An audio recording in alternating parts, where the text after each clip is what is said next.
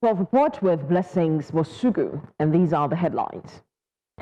President Tinubu expected to convene Nigeria Police Council to formally consider appointment of Tunji Disu as Inspector General of Police. Police investigate shooting at ADC chieftains in Edo State as Governor Monday Okpebholo blames violence on party's internal party crisis. President Donald Trump hails economic achievements, warns Iran in the longest State of Union speech in history. We have our reporters stationed in different parts of the country and beyond. Sagir Ibrahim and Joshua Imarai are standing by in Abuja. Omolola Ololade is standing by here in Lagos. Austin Azu joins us from Edo State, while Afia Hagan joins from London. We've got the details in a moment.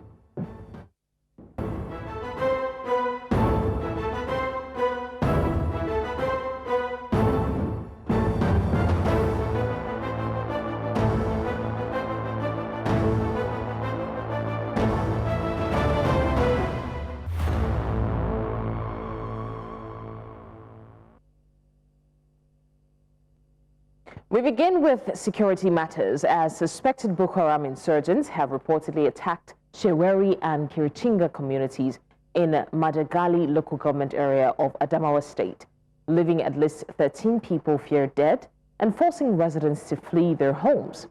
Local sources say the attackers carried out a coordinated late-night assault, firing sporadically and injuring several residents. Madagali is a frontline area close to the Sambisa Forest Corridor and the Nigeria-Cameroon border, and has experienced repeated insurgent attacks in recent years. Security agencies are yet to issue an official statement, but residents say troops have begun mobilizing to the area as calls grow for stronger military presence to prevent further attacks. Let's still stay on security. President Bola Tinubu has appointed Tunji Disu as the acting Inspector General of Police. Tinubu, in a statement on Tuesday by his special advisor on information and strategy, Bayo Ononuga, said he has accepted the resignation of Kayode Egbetokun as the IGP. Ononuga said Egbetokun cited pressing family considerations for his resignation. The president is expected to convene a meeting of the Nigeria Police Council to formally consider the appointment of Disu, after which his name will be sent to Senate for confirmation.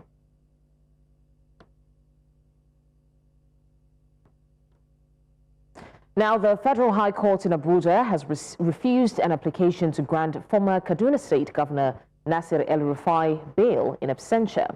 Justice Joyce Abdulmalik declined the request after counsel to El-Rufai Oluwole Iyamu moved the motion seeking bail on his behalf.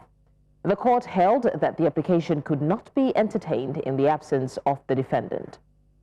Now, News Central's Joshua Imarai was in court and joins us live to discuss this. Joshua, why was Nasir El-Rufai absent from court? Why did the scheduled arraignment fail to proceed? And unfortunately, we did not see him. Upon the commencement of proceedings in court this morning, counsel to the prosecution, that's the prosecuting counsel, who is in the person of Oluwole Aladedoye, told the court that Nasir El-Rufai is still with the ICPC and further investigation are still ongoing concerning his alleged involvement in allegations of fraud, and that they don't have powers to compel the ICPC, as the ICPC is a sister agency. The same prosecutor told the court that the court should grant an adjournment for the arraignment to take place. Well, this was not opposed by the defense counsel. That's the person of Oluwole Iyamu, who told the court that since he is not in court, he can go on with the bail applications for Nasir El-Rufai. This was vehemently objected by the prosecutor, who says that he has not taken his arraignment and such a bail application or bail request cannot be taken by the court. They went on back and forth, citing plethora of authorities to defend, to support, and to oppose the bail application until the judge stepped in. Blessings. So how did Justice Abdulmalik arrive at her ruling? Well, Justice Joyce Abdulmalik sided with the argument of the prosecutor, who says that Nasir El-Rufai has not taken his plea, neither has he been arraigned by the court, that it will be premature to grant Nasir El-Rufai bail, for he has not appeared before the court to take his plea, or neither has he been arraigned. Justice Joyce Abdulmalik, in her wisdom, adjourned the matter to the 23rd of April for arraignment before any application can be taken whatsoever. So that is why we are in the case. We are expecting that come April 23rd, Nasir El-Rufai will be released by the ICPC and might be in the custody of DSS, and for them to produce him in court, where he's going to take his plea on the allegations of phone tapping by the DSS. Blessings. All right, Joshua, this seems like a bit of a snag. And before we let you go, we just want to find out, where does this leave the case now? Well, it actually leaves the case in limbo. Unless the ICPC produce the former Kaduna State governor, the case won't go forward. The judge did not make any order that the ICPC should produce the former Kaduna State governor, neither did the court give any order that the DSS should produce him, because the DSS is saying that Nasir El-Rufai is not in the custody. Even the defense counsel actually said that they have it on good authority that Nasir El-Rufai is with the DSS, which was vehemently denied by the prosecutor, who says that Nasir El-Rufai is not with the DSS. Neither has Nasir El-Rufai been in the custody of the DSS. So we are waiting until the 23rd of April that Nasir El-Rufai will be provided in court and is going to take his plea, and the arraignment will come, and maybe the application for bail might be heard. Blessings. All right, thank you so much for giving us the update. Joshua Marai there on the phone tapping allegation, and News Central is very much on ground to bring more information as it develops. And now to politics, as police in Edo State have launched an investigation into violent disruptions at African Democratic Congress political events in Benin City. Authorities say suspected hoodlums invaded a gathering at the ADC state secretariat on Ogbelaka Street, causing panic and a stampede after the program ended. One woman sustained minor injuries while chairs and canopies were vandalized. Governor Monday Okpebholo condemned the violence, describing it as an internal party crisis taking too far, and warned that political unrest will not be tolerated. The incident has also revived earlier remarks by the governor, who advised that high-profile political figures formally notify the state government ahead of visits to ensure adequate security coordination. He maintained that the advisory is strictly for security purposes and not a restriction on movement. In the meantime, tensions are escalating within the Edo State chapter of the African Democratic Congress after some party leaders alleged they were excluded from a key meeting in Benin City. The development has also reignited debate over security coordination for high-profile political visits to the state. An ADC chieftain, Roland Owe, alongside other aggrieved members, has accused party leaders of sidelining statutory stakeholders during a scheduled meeting at the Benin residence of former governor and ADC state chairman John Odige Oyegun. The group described the move as divisive and warned it could deepen existing cracks within the party.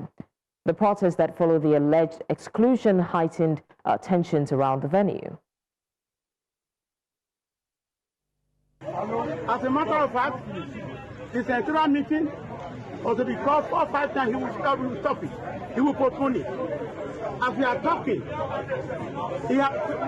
what I'm talking to you today, see, we have been everywhere in Edo State. I mean, in Edo State, where we are raising members for the party. Ask John Oyegun, how many people he has attracted to this party? Nothing. The local government even comes, I don't know. I'm calling and dealing with those who have been helping this party to grow.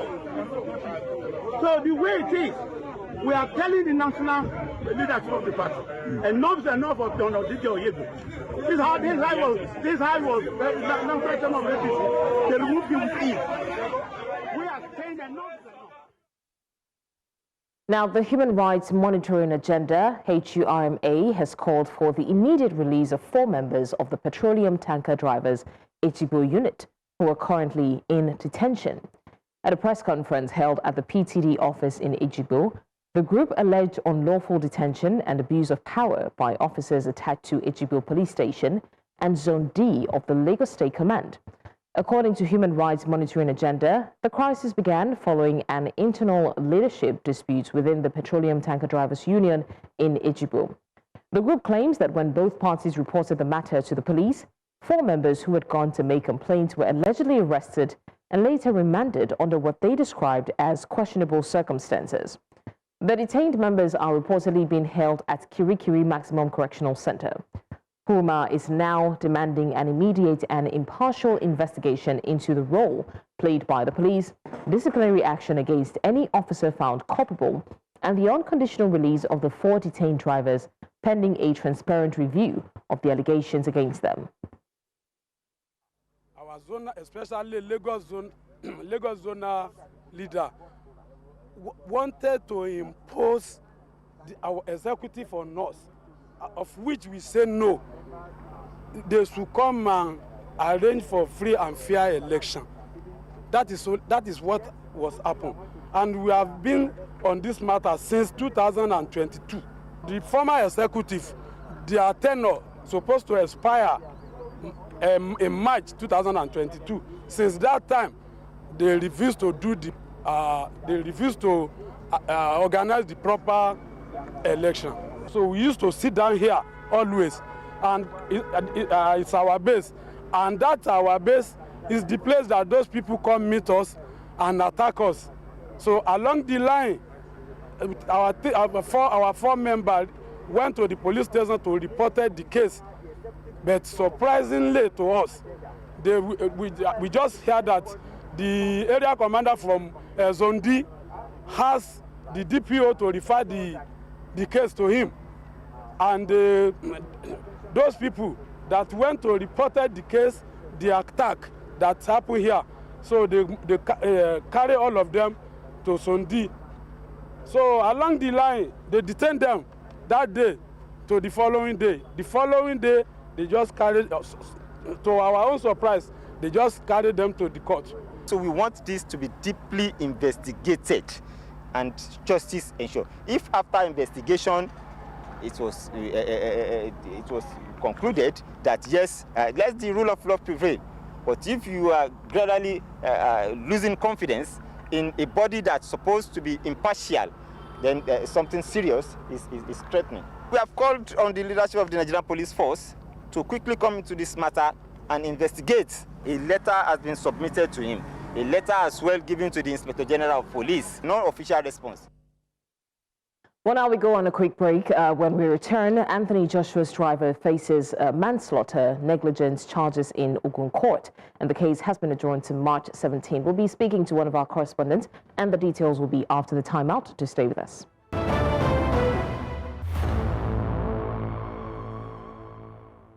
Many thanks for staying with us on the 12th report. Now to more stories. Proceedings resumed on Wednesday at a magistrate court in Ogun State involving Adeni Kayode, driver to British Nigerian boxing champion Anthony Joshua. Now Kayode is facing a 4-count charge of manslaughter, recklessness, negligence and driving without a valid license following a fatal crash. The matter was called first on the docket as the session began at exactly 9 a.m. during the hearing. Police prosecutor Richard Nijiwe informed the court that the case file has been forwarded to the Director of Public Prosecutions through the State Attorney General. Now, the DPP, R.D. Kadiri, confirmed that legal advice has been issued, but the presiding judge stated it has yet to be received by the court. The case was adjourned to March 17, while Defense Counsel Olalekon Abiodun expressed satisfaction with the progress recorded. All right, now, Igbalani Omoni, who was earlier at the magistrate court in Ogun State, is now with us in the studio to give us more updates. Ni, this is a very sad case that has dragged on for a while. What was the highlight of the conversation in court, especially considering the DPP's legal advice? The highlight is we're thrown out of court. Oh, wow. Yeah. Unlike the first time the case came before the magistrate and we were there, we were given access to stay in the court throughout the proceeding. But this time around, in his usual self, the defendant came in and his car, he drove. No, his lawyer drove, okay. And they just came in. We didn't even know he was the one, his usual self, and just went into the court immediately. Then when we saw his counsel, that was when we knew, oh, they've actually come in. So we went in, we sat down. The court proceedings began at 9 a.m. prompt. And immediately they started, the prosecuting counsel introduced himself, the defendant counsel introduced himself, and the DPP also introduced himself, because remember that from the last court hearing back in January, the prosecuting counsel said they wanted to refer the case to DPP, that's Department of Public Prosecution, so that they can advise them, give a legal advice on what we can do, what they should do, because it's facing a 4-count charge. 1, manslaughter, which carries a life sentence penalty, and of course, reckless driving, negligence, which carries up to about 7 years sentencing and all. So they referred that to the DPP. So the DPP was in court today to say their side, if they've received the case file or not. But before that, all of a sudden, we just noticed the judge called for a short recess, and I saw the orderly come out of the judge's chambers and pointed at me and said, sorry, the judge has said you should excuse us. I was like, just me? How? Were you the only media representative? No, I was not. So I felt maybe it's particular to me, something must be quite obvious about me. Then 2 minutes later, I saw that other journalists were chased out. Okay, so and I felt that was when I got to know that, okay, they don't want journalists in the court. So that was what stood out for me. But talking about the case itself, we had to wait till the proceedings was over. It was just, I think, bare 10 minutes, it was done. And we spoke to the counsel of the defendant, and they mentioned that it's a progress. The DPP has now taken over the case. The DPP has given a legal advice or submitted it at the legal office, but the judge has not received the legal advice. So we're not even privy to it. He himself is not privy to what the legal advice is currently. So the judge gave, the DPP asked for a date so they can gather their act together, evidences, because they want to now take over the case. Unlike previous pattern where you just see the DPP give their legal advice and the prosecuting counsel continues, this time the DPP is taking over the case, which is quite significant. The counsel to the defendant is okay with it, is satisfied, and the case has been adjourned to March 17. Exactly. So speaking about the adjournment, is there a possibility that new evidence or new charges may be introduced? Well, mostly in this kind of pattern, when a DPP is brought into a case, what we've noticed over time is it's because maybe the prosecuting counsel doesn't want to mete out the highest penalty, and they're just trying to see, maybe it's a sensitive matter, and they're just trying to see how best to handle it, most time not the worst case scenario, or give the harshest penalty, and that's why they involve the DPP most times. But we don't want to preempt the court. We don't know why this time around. But for now, we don't even know what angle the DPP is going to be coming from, because we're not privy to the content of the legal advice. So I'm sure the next sitting will determine how long this case will be. If the DPP will be bringing in witnesses, or just say, you know what, this is what we prefer, let's move on this way. And based on the evidence, the judge will be able to make some sort of conclusion.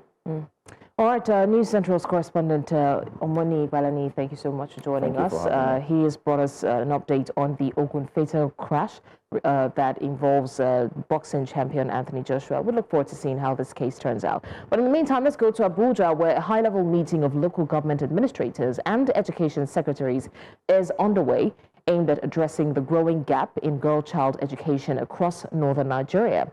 The engagement places particular focus on Benin State, with officials reviewing strategies to ensure school planning and budgeting deliberately reflect the needs of the girl child. Beyond broad policy statements, stakeholders say the objective is to establish measurable frameworks that ensure girls enroll, remain in school, and complete their education. Right now, News Central, Sagi Ibrahim is joining us live to give us more update. Sagi, good afternoon to you. Now, the meeting highlights gender-responsive budgeting at the local level. What concrete mechanisms are being proposed to track whether allocated funds actually reach classrooms and directly benefit the girls? Because every time there is a convergence like this, many people say they're tired of talking heads. So what are the new strategies that are being introduced? Oh, good afternoon, Blessings. One of the first things I would mention is that this time they are not starting from the state government level. The expectation usually is you would see the likes of state governors, commissioners of education, and the likes of this top-level state government individuals at high-level stakeholder engagement such as this. But this time we're seeing the likes of executive education secretaries, we're seeing the likes of local government chairmen, we're seeing the likes of secretaries at the local government level, because this is grassroots grassroots level. These are the individuals who interface directly with residents at the local government and not those, of course, at the top echelon. So that's one strategy that has been taken this time. It's going to be a bottom-to-top approach, and of course, the essence is to ensure that gender-responsive education sector planning captures for girl child specific education, to ensure that the girl child does not just go to school, but goes to school, stays in school, and can transition to the next level of education. Blessings, you will agree with me that there's been quite a number of challenges affecting girl child accessing education, not just in Nigeria, but across Africa. But for Nigeria, we know that for states like Borno State, which is in the northeast, it has been bedeviled with challenges like insecurity. But aside insecurity that has prevented girls from going to school, there's also the issue of poverty, whether it's period poverty or financial poverty from parents. There's the issue of access to water, sanitation, and hygiene, that's proper toilets, in the schools, as well as several others. However, I'll be speaking with one of these stakeholders who have convened this event. She is Heladzira Michelia. She is the Chief Executive of Connected Development. Good afternoon, Heladzira. Yes, thank you so much for doing this. So the local government officials are in there right now. What are the expectations of, what are the takeaways for them, and what do you think should be the expectation from them after this is done?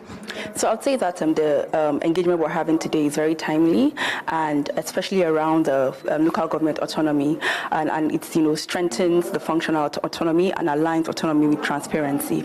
And for us, it's for local government chairmen, secretaries, and education secretaries to be able to institutionalize gender-responsive education sector plan in their respective local governments, and we're working in 4 local governments in Borno State.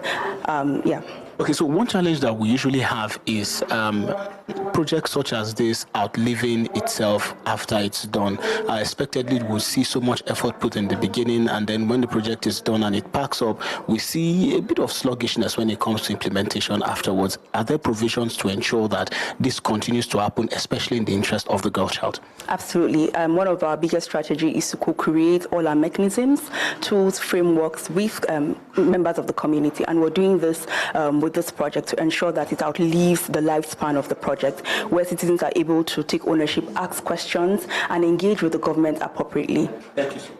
Thank you so much, Heladzira. So, blessings. Well, that's it for from here. Now, the expectation is hopefully in the interest of the girl child, this is going to continue. Of course, we've had several projects such as this that has not really met expectations as should be.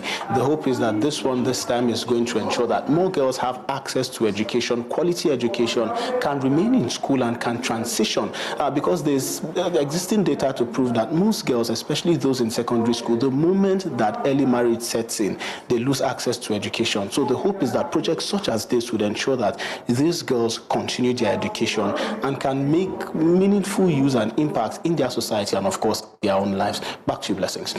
All right, before we let you go, Sergio, now with Borno State in focus, what firm commitments have local government chairmen made today to improve retention rates for girls, especially in communities that are affected by insecurity? Expectation is for so budgeting is an issue. The expectation is that when budgeting, especially for education, is made, it focuses also particularly on ensuring that there is budgeting that allows for focus on female children. So you see, when you talk about issues such as this, it's no longer going to be an issue of envelope budgeting to capture education across board, but this time there are going to be gender-responsive education sector planning to capture for the needs particularly of girls. Blessings, there are some issues that relate to the female child, especially when they are in school, that has, for example, access to water, sanitation, and hygiene. There are certain schools, several schools across states like Borno, that have toilets that are used by both males and females, which is not supposed to be the case. There are certain issues regarding girl children, for example, period-related issues, that are usually, especially when it comes to services, are usually not available in public schools. These issues are the issues that are on the front burner here to ensure that when budgeting is done, they are properly captured, to ensure that when these children go to school and they have certain challenges that are gender related, those challenges can be addressed in school without having them leave the school and go back. You'd understand and you would agree with me that when some of these challenges come up, usually it is a huge discouraging factor for these female children and even for the parents of these female children to continue to send, their children to school when they come up. So these are the issues that are being discussed with expectations that when they are captured, would likely see an improvement in the turnout of girl child and female children in schools across Borno State, but also gradually spread across the Federation. Blessings. All right, Sagir Ibrahim there on the girl child education reform, where stakeholders are pushing for gender-responsive budgeting. Thank you. Now, United States lawmakers have urged President Donald Trump to prioritize development financing for Nigeria's Middle Belt through the U.S. International Development Finance Corporation. The document issued by the House Committees on Appropriations and Foreign Affairs followed hearings, expert consultations, and bipartisan visits to Nigeria.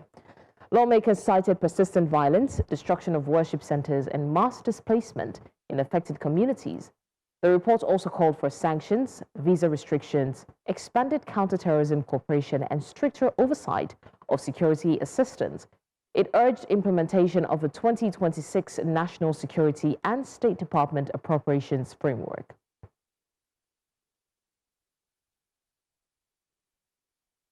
You're live with us on the 12 Report. Right now we go on another break, and when we come back, we've got more stories. Do stay with us.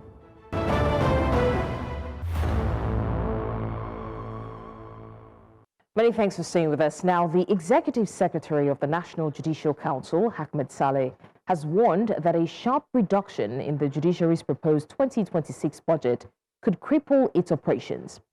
Appearing before the Joint National Assembly Committee on Judiciary, Saleh noted that the current allocation is insufficient to meet the Council's constitutional responsibilities, lamenting that the budget envelope was slashed from 541 billion naira in 2025 to 341 billion naira for the 2026 fiscal year. He further noted that rising obligations in salary reviews and pension payments require a substantial increase in funding rather than a reduction, with the judiciary instead proposing over 1 trillion naira to improve justice delivery across the Federation. The Joint Committee, chaired by lawmaker Adegbonmire Adeniyi, expressed concern over the budget cut, describing the reduction as troubling for the third arm of government, and directed the Council to provide a comprehensive breakdown of its requirements to justify a potential upward review of the envelope. This decision by the budget office to slash down our budget to 341 is clearly done without proper knowledge of the workings and operation of judiciary. I want to submit with every sense of responsibility. This action amounts to closure of judiciary because it is practically impossible for judiciary to perform its constitutional function with this meager amount. So here we are again. We want to appeal to you to also intervene in making sure adequate provision is made for judiciary to effectively and efficiently function.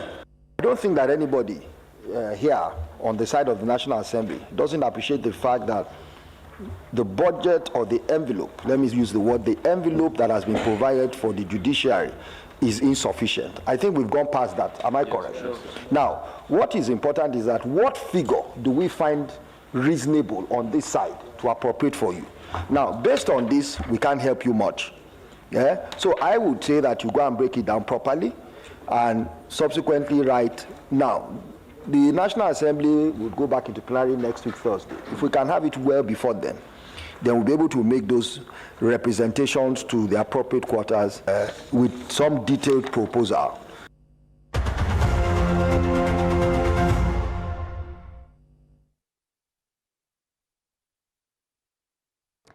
And now to business. The Nigerian Exchange, NGX, saw investor value drop by around 1.14 trillion naira on Tuesday as broad-based sell-offs hit major bellwether shares, including Boa Foods, MTN Nigeria, and Stanbic IBTC, the bourse data show. The all-share index fell nearly 0.91% to close at 194,484.61 points, trimming the year-to-date gain to roughly 24.98%, while market capitalization declined to about 124.83 trillion naira. NGX earlier cautioned investors about sharp price movements detached from underlying foundations or fundamentals and urged due diligence, even as select stocks posted gains. Persistent profit-taking amid weak sentiment pressured market breadth, with decliners outpacing advances. Still in business, Tunisians are holding record levels of cash, about 27.5 billion Tunisian dinars, up roughly 20% from a year ago, central bank data show, creating fresh strain on the country's banking sector. The surge in physical cash reduces deposits and shrinks the funds banks can lend to households and businesses, complicating liquidity management. Analysts link the trend in part to a new law tightening check use, prompting individuals and firms to rely more on cash. Many Tunisians also still prefer cash for daily transactions, particularly outside major cities.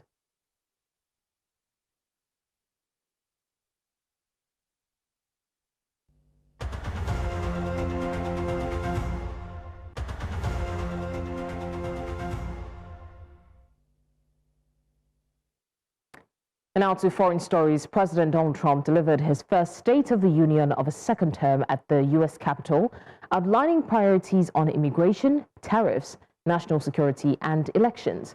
He focused heavily on border enforcement and urged Congress not to codify his global tariffs days after the Supreme Court struck them down. Trump also predicted trade duties could offset income taxes and pressed lawmakers to pass strict voter identification legislation. Several Democratic lawmakers staged protests during the speech, while Republicans applauded key moments. Trump also signaled readiness for possible action against Iran, while stating he prefers a negotiated deal. And then just 4 days ago, an unfortunate ruling from the United States Supreme Court. It just came down. It came down. Very unfortunate ruling. I'm asking you to approve the Save America Act. And now for more on this, I'm joined by our senior international correspondent and anchor, Afia Hagan. Afia, the president says the U.S. is entering a golden age. What is he trying to signal politically with that language? Things here. First of all, he's trying to remind people that things are better under him than they were under Joe Biden, comparing, this administration to the last. But the reality is that you can keep telling the American people that America's on the up, that things are better, that prices are cheaper, but they aren't necessarily seeing that reflected in their when they're at the pumps, when they're buying gas, when they're at the till at the supermarket, where they still feel that prices have gone up, but of course their wages haven't gone up. And so people still feel that although there is this rhetoric that America is in this golden age, that the economy is on the up. You had Trump saying that he brought in $15 trillion worth of investment to the United States after fact-checking. It's been found that figure is closer to $5 trillion. Even though that is a huge amount of investment still, people are yet to feel that in their pockets.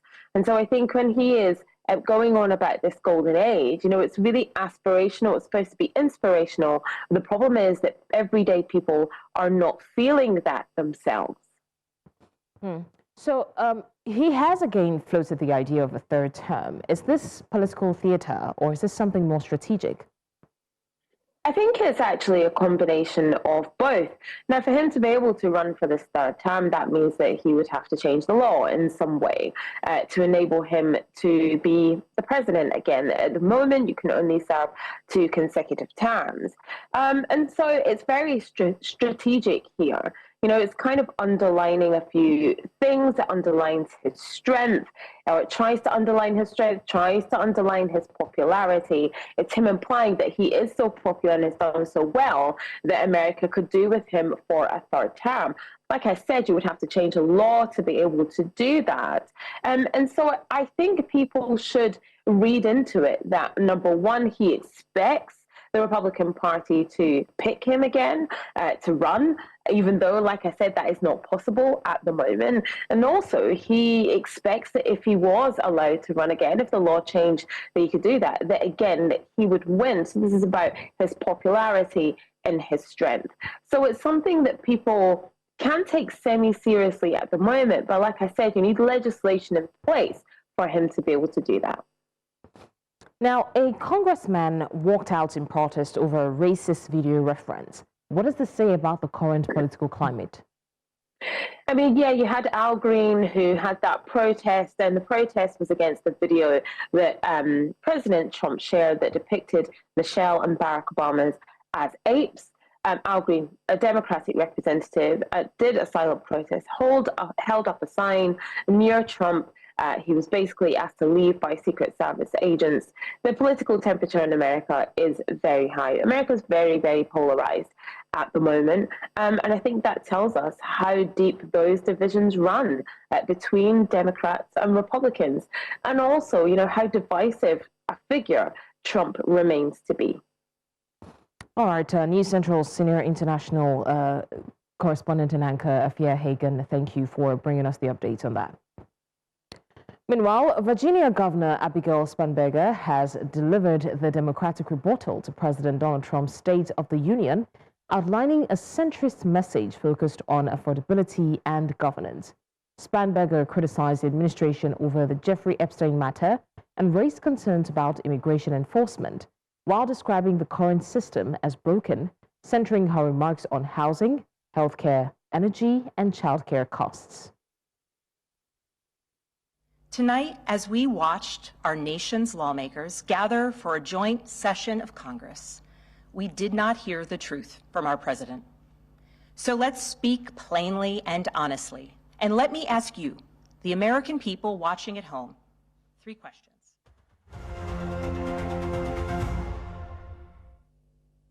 On Tuesday, we woke up to news that the IGP has been asked to step down by the president, a move that has once again placed Nigeria's security architecture under public scrutiny. Now, the appointment of Tunji Disu as Acting Inspector General of Police comes at a time when many Nigerians say they are exhausted by recurring headlines of kidnappings, violent attacks, and growing fear on highways and within communities. Now, for some, the leadership change signals a fresh opportunity to reset strategy and restore public confidence in policing. But beyond the headlines, many analysts are asking whether changing the faces at the top can truly solve the deep-rooted challenges that we face. Issues like intelligence gathering, officer welfare, funding, accountability continue to dominate conversations around meaningful reform. Now, Nigerians have seen leadership transitions before, but the daily realities of insecurity have often remained the same. And that's why expectations around the new acting IGP are already high. Citizens are hoping for practical results rather than ceremonial announcements, because that's almost often what they get.